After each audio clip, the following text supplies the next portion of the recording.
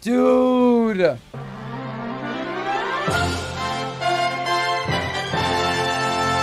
up, guys? So for today's video, I want to talk about a character that really was not changed at all throughout all the patches in Ultimate and just casually became a top 20, potentially even top 10 character, and that is Yoshi. Yoshi is a character that, if you ask any Japanese pro, I feel like they're gonna say top 10, maybe even top 5. For any other pro anywhere else in the world is gonna say, like, you know, top 20 about, and for good reason. But first, look at this. This character basically got no buffs or nerfs throughout Ultimate. Like, you got such minor things, like grabs ledge 3 frames faster after forward air. Egg throw does 3 less damage on block, which is part of like the universal projectile nerf. Can buff for grab after rolling or spot dodging, right? Like some minor things, quality of life things that really didn't matter much. In fact, you could argue the patch where they buffed most characters' shields to make it harder to shield poke was a nerf to Yoshi because he really likes shield poking with back air and down air. So why is this character went from being like, I don't know, consider like mid tier, maybe upper mid tier in release to like top tier? Let's talk about that. And first, what's up, guys? You ever think, damn, the buzz. If you had some sick Rosalina merch, I'll buy that in a heartbeat. Well, guess what? I got exactly that. Made by Sorrow Wolf. Freaking badass design. Look at this design. And you can put it on a shirt, put it on a nice sticker, you can put it on a mug. And if you have any ideas for things you'd like it on, or different color backgrounds, you let me know and I can make that happen. Check it out and enjoy the video. We gotta talk about Yoshi in Smash 4 and Brawl, right? Because this character was pretty bad in Brawl, and he was okay in Smash 4. He was honestly pretty good in Smash 4 until DLC. It's like his only rebate matchup was like Diddy Kong early Smash 4 and pre-patch Sheik, who didn't lose to that. And then Mewtwo, Cloud all being added to the game, being busted, made his life miserable. In Brawl, he was mostly bad, honestly, because he got grab released by good characters, and Brawl top tiers were so bonkers and how ridiculous they were to the rest of the cast that, like, whatever. So, Ultimate, right? The thing is, though, his game plan has kind of been the same in all Smash games.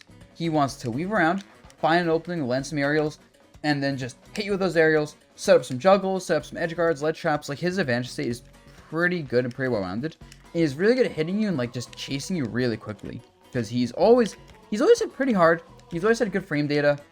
He's always had decent hitboxes, not amazing, and always had crazy airspeed. Always been heavy, double jump armor, very strong smashes that are pretty fast. Like, he's always had all these things, which makes me wonder if maybe he was underrated in Brawl and Smash 4. Maybe it was actually really good.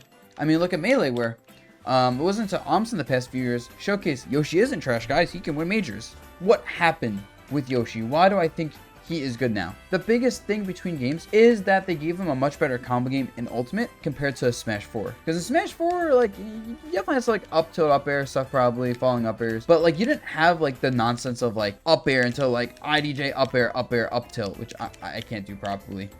Until, like, oh, you're potentially dead. Like, his up air juggles, the amount of damage and kill power on that is insane. Or, like, that you can do, like, down air, get 40 damage, and still get follow-ups on it. Nuts. His combos off of egg toss seem more reliable in this game than previous games. That might just be people getting better with the character. But of course, that leads into the fact that when he hits you, his blender is so good, right? I think that's the biggest change between games.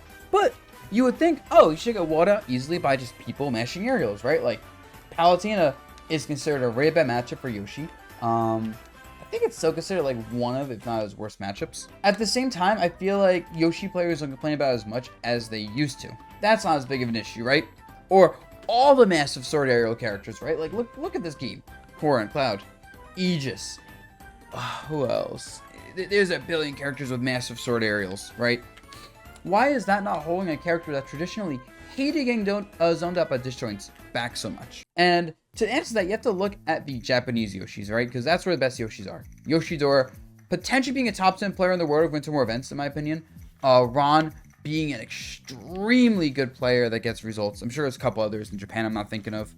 Like, they are pushing this character. And you have good Yoshis in America. You have Pharaoh, you have Miles, but they're not pushing the character to the same extent. And I think the big thing is Yoshi players have just gotten better, right? There is a reason Japan thinks this character is like top 10. And that's just simply because this character, it's kind of like Wario, where Wario's thing is, since his air mobility is so insane, it's just hard to hit the character. Same with Yoshi.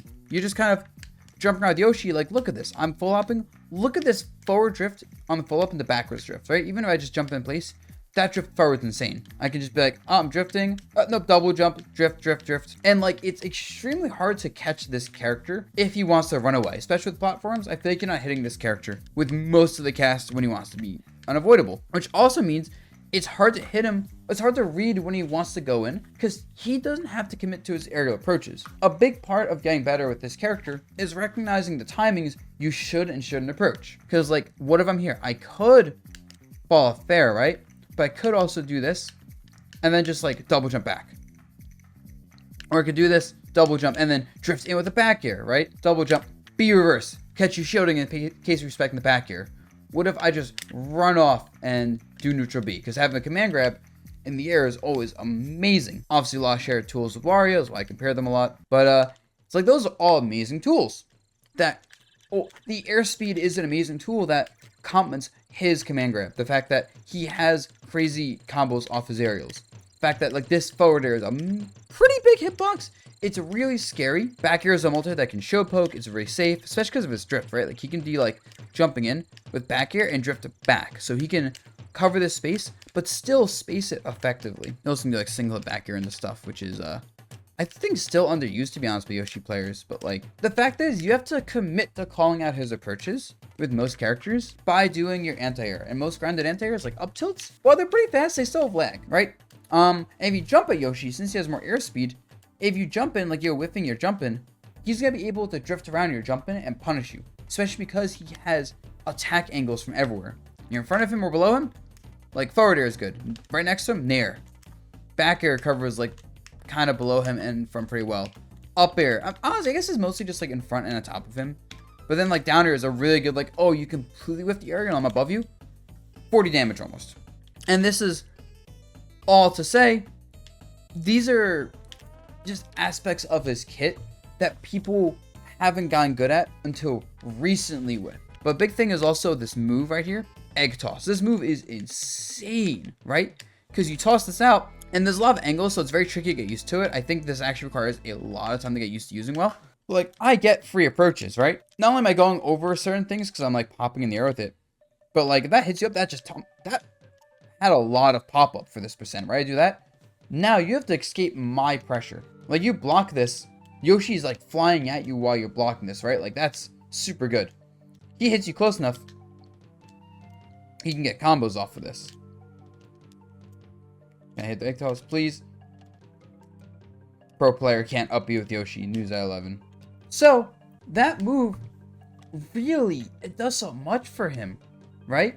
Because now I have to respect, okay, what if he's jumping and going for an aerial? Or what if he's jumping, baiting on my anti-air, and then throwing an egg instead to get an opening and punish me?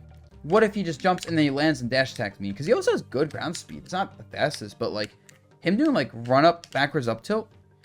Like this is actually pretty fast, especially for the reward you get on that. We're just like him doing like run up, shield, frame 4 in there, I want to say, is insane. So even if he's not jumping, if he's on the ground, you have to respect the fact that he's decently fast on the ground. He has frame 3 in air, so frame 6 point blank out of shield option that can kill in the corner.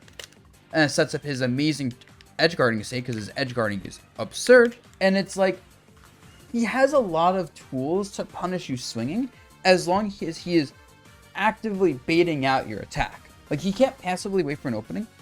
And the good Yoshi players have realized they have to actively bait out your attacks with all these movement, egg, command grab threats. That development of skills for his movement, mix-ups, pressure, matchup knowledge is why it's taking so long to get good, but why he's actually super amazing. And of course he's heavy. I cannot underestimate or understate. He is an insanely heavy character, especially for his size. If I look at the weight, he is the same weight as Link and Falcon and Min Min. He's actually heavier than Ryu and slightly lighter than Rob. And he has double jump armor, right? So when he double jumps, it's knockback based armor, but since he's so heavy, that knockback based armor is effectively like very strong. He'll just punch through it and maybe punish you, maybe just resets neutral, maybe hit him in the corner, you ledge trapped him, he just said, alright bro, I'm back to neutral now, I went to his platform. And so, the fact that he's hard to kill, he's hard to combo because he's floaty and has all his airspeed, and he has a way to punish you swinging at him, or at least get out of situations where you have reads on him. It's nuts. it once again requires knowledge. They have to know what moves you're looking in the armor, what moves you can punish if you armor the multi-hits, what moves you have to respect, what moves break the armor even. Because if you get caught with that double jump as Yoshi off stage, his up B is pretty poor as recovery. But like still, as a just pure recovery tool, it's not the worst. He has a little bit pop up for the first 3 of them. But like a good player is just gonna be like, oh, you have no jump here. Alright. That's like an easy enough like random button to hit you. Unless of course you space this egg properly to hit them covering that position, because he does have that as counterplay. Like, oh, I don't have a double jump. Guess what? Egg toss. You block that, he's at the ledge now. His double jump's back. So yeah, this character is interesting. Now, granted, maybe a little bit the meta. Like, I feel like Palutena should still be really good versus him, and that like the matchup's rough. Like maybe people have to get better at the matchup. Maybe like Diddy Kong is still crazy hard for him, or Bayonetta. I don't know his full matchup spread. I just see the results.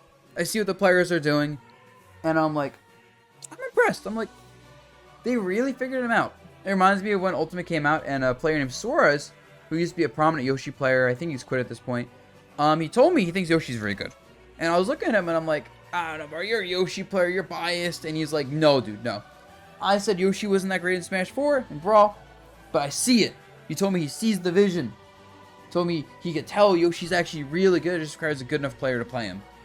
And they try getting me to play the character, and I'm like, I'm not a Yoshi player, bro. Let's look at me. Look at the characters I play.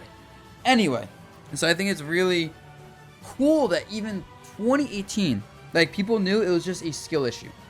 And here we are now at the top tier, but well designed and balanced like Yoshi. Like, he's really good, but I think he's a very healthy top tier to have. And honestly, I wish we'd see more of him, because I like watching him.